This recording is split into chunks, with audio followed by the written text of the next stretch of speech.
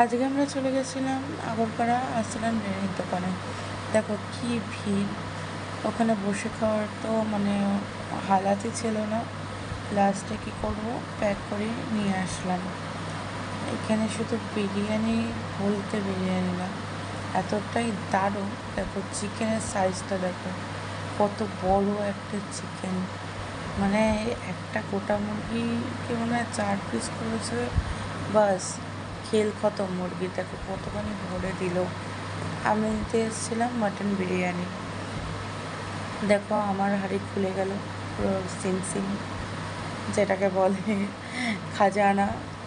তো দেখো মটন, দেখো কত সুন্দর আর কত মানে মানে মুখ দিয়ে বোঝাতে পারবো না, এতটাই দারুণ।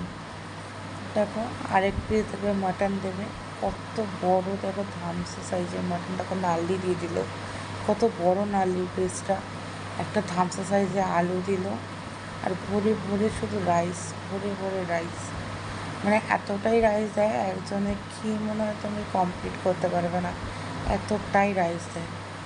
দেখো বিরিয়ানিটা দেখো কত সুন্দর, পুরো লং করে মানে রাইস, পুরো ঝুরঝুরে। আলুটা দেখো ধামসা সাইজের আলু, ধরলাম আর ভেঙে গেল। মাটনটা দেখো এতটাই সফট আর পুরো রিয়াজি। যেহেতু অনেকটা দূর থেকে এনেছি, এর কারণে ঠান্ডা হয়ে গেছিলো বলে এরকম লাগছে, কিন্তু এতটাই দারুণ টেস্ট। উফ, যে খাবে মনে হয় জান্নাতে পৌঁছে যাবে। দেখো একটা বিগ বাইট নেব, সব কিছু দিয়ে মুখে চালান করে দিলাম আস্তে করে। এতটাই বেশি চালান করেছি কথাই বলতে পারছি না, পুরো মুখ ভরে গেছে। দেখো কি চর্বি, দেখো কি চর্বি, আমি তুল তাল তাল করছে। অসাম টেস্ট, দারুণ, অমায়িক। যদি তোমরাও খেতে চাও